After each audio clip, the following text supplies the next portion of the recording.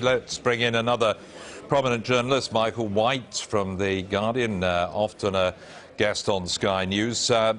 Michael, it's certainly The Guardian has been chasing this story, has been investigating it for months, if not years now. In a way, the fruition of another form of investigative journalism has helped to bring this about. How do you feel about it, though, seeing at the end of it a great old newspaper going down? Well, I sympathise with a lot of what Roger Alton said, and certainly with my colleagues here at the Press Gallery in Westminster, where I work. We all work together, and nobody likes to see a newspaper go down. As for The Guardian, well, yeah, it was proper investigative journalists. The broadsheets, people like us, are laughed at a bit by the heavy mob on their red tops. They think we couldn't find our way to the lavatory without help. But The Guardian has done some pretty serious stuff in recent years. And the bad thing about what's happened is, as one of your earlier callers, Chris Bryant, he was on the train, Roger Alton was at a meeting. You've got all of me, Jeremy. That Chris Bryant said a lot of this could have been sorted out years ago, but the instinct was to close ranks and cover it up, and it's just got worse, and it's ended up with James Murdoch's rather dramatic decision today. I don't know James Murdoch, but his reputation is that he doesn't like newspapers, unlike his father. Rupert Murdoch was a newspaper man through and through, still is. He's cracking on a bit, and his son isn't. So that's part of the calculation, but not the only part.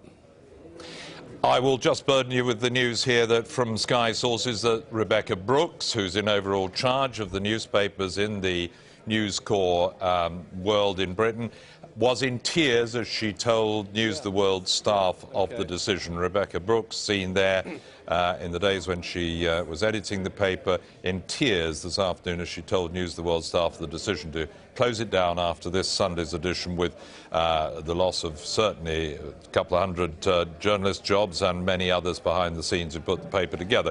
Michael White from The Guardian, is this going to do the trick? Is this what those who have been so critical wanted to see? Does it bring an end in any way to this whole affair of phone hacking? No, because we don't know the scale of it. One of your callers said, I was listening to the programme, other people involved in this. I'm sure that's true. I had a nasty call today from an ex-MP with a story which I won't burden you with.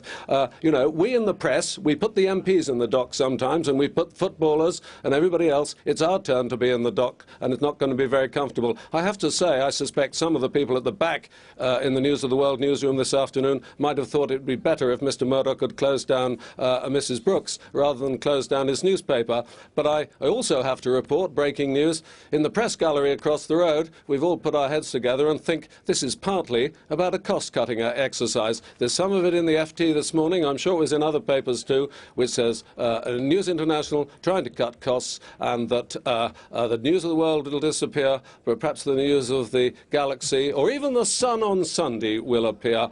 You can't have a Sunday Sun because, as your Geordie readers know, the Sunday Sun is a lively Sunday newspaper published in Newcastle, has been for many years. But I don't think this is the full story. I don't think Mr. Murdoch, dare I say it, is being frank with us entirely, not for the first time this year. What about Mr. Murdoch Sr., Rupert Murdoch, who's been behind this group for many, many years now and has certainly been vilified as the grand figure in all this over recent weeks?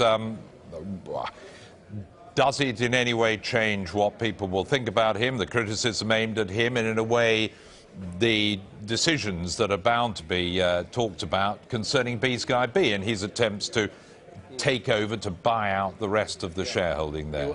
Well, B-Sky-B, which includes, of course, Sky News we're on now, was part of Murdoch's creative genius. He's a brilliant businessman, and as I said a moment ago, he's also a pretty good newspaper man, has been since he was 21, 22, inherited his father's newspaper in sleepy old Adelaide, Australia. He's conquered the world. He's a very tough customer, and I guess it must be, if we're being generous, be difficult to be one of his children. And James Murdoch is trying to show here part of the family drama, a bit like those Miliband's, who's the tough guy, showing that he can take tough decisions too. As I say, I think cost-cutting, rationalisation, the News of the World brand is damaged. I'm not sure it would have been as damaged forever. People have short memories, you know, advertisers, readers, everybody. So I think people, Tommy Watson, the MP, who said it'll never sell any more copies, you know, frankly, I don't think he's right. But they've taken a decision to fold it, and I hope many of those 200 journalists get jobs elsewhere within the organisation with whatever they do. They certainly can't be in the British newspaper market without a Sunday red top, whatever you call it. Michael, you talk about the brand Murdoch being damaged. What about the brand Cameron? There's certainly been a lot of flack heading his way today that he'd got too close to the Murdoch empire, got too close to this newspaper group. Not that he'd be the first Prime Minister to get close. No, that's certainly true. You know, this is an old story going back a century. Lloyd George said, with the press you either square them or squash them. Well, Tony Blair tried to square them.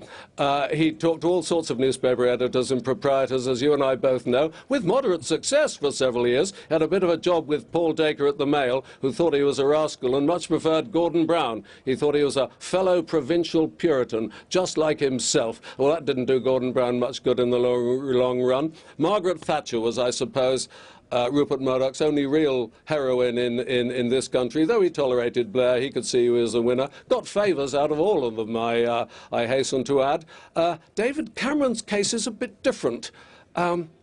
We get the impression that Mr. Murdoch doesn't take to old Etonians. You know what he thinks for the British establishment. He's made his view very clear. He still thinks of himself as an anti-establishment figure, though he is one of the 100 most powerful people in the world on most opinion polls.